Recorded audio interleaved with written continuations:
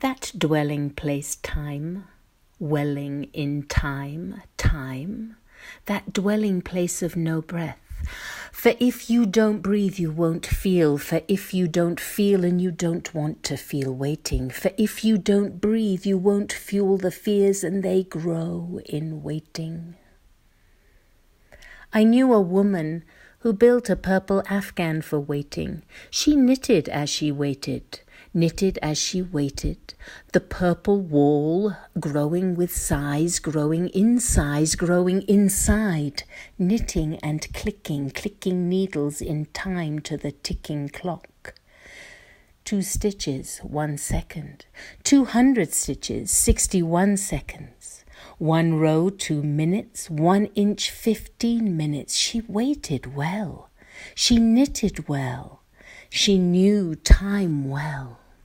She knew that time tortures waiters, silences screaming at walls of voiceless questions. Why late? Why wait? This is an important date.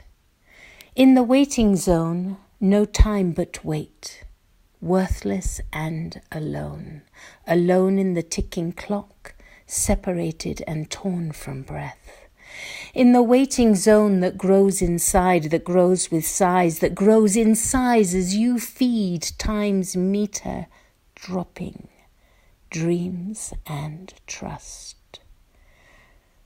Why wait? Why late? Trapped inside the walls of thoughts, thinking this is an important date. Where are they? Has anything happened? Are they okay? Am I okay? No!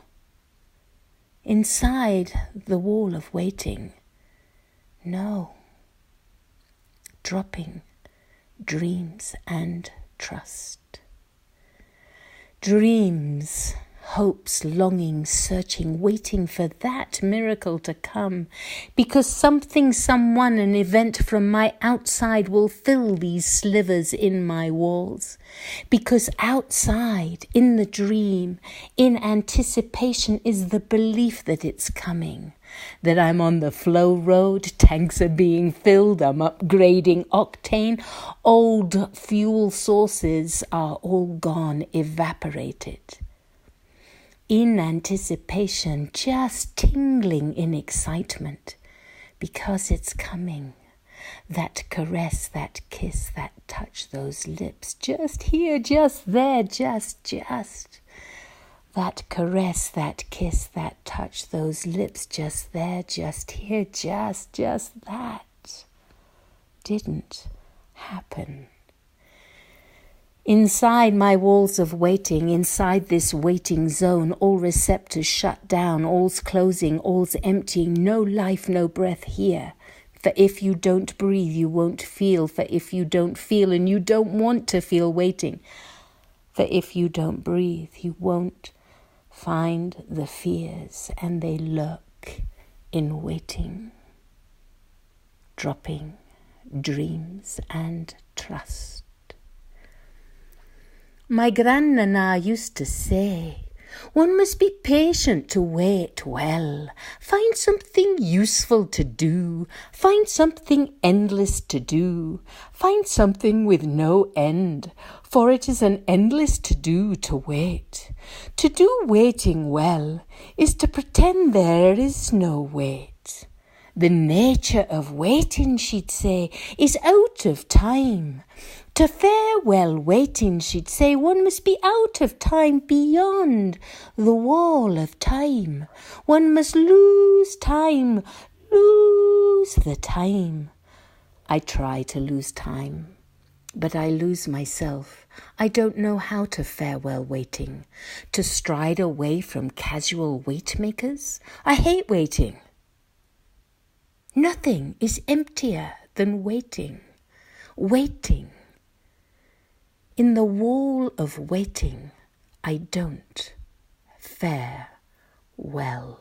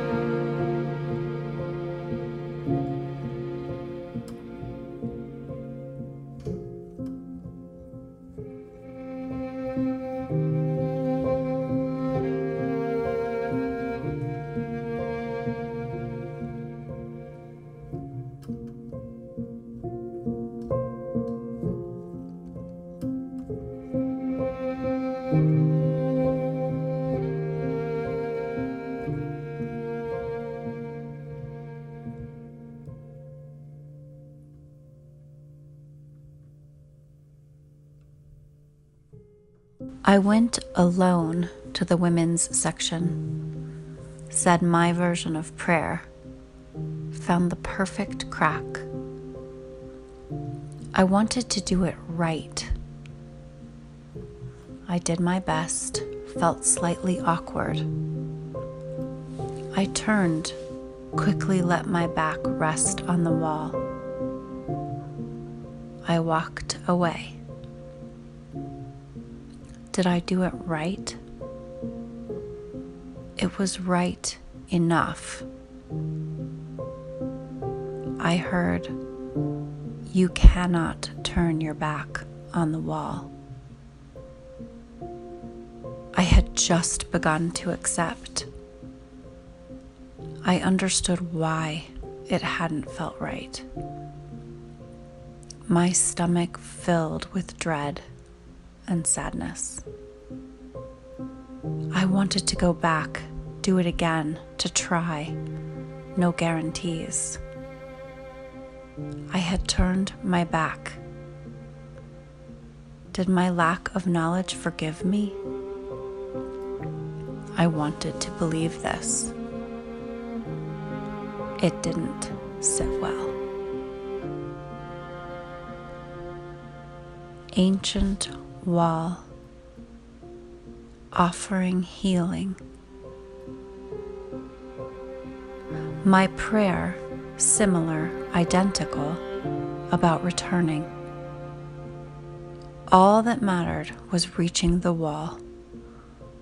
Old city entrance, I made my way through the crowd. Women crammed, waiting to touch. The wall, shoulder to shoulder, women praying. I moved forward with certainty, pulling the wish from my pocket. Hardly any room I reached, overheads, some weeping, some singing. I held my hand there. I said my prayer. My paper found a spot. This felt better already. I felt happy, somewhat peaceful. I couldn't speak. Tears welled up. I held tightly. I was all right. Then it came. I wailed into my hands, my sleeves, my skin. So ancient, this all held me. The most real and right of moments.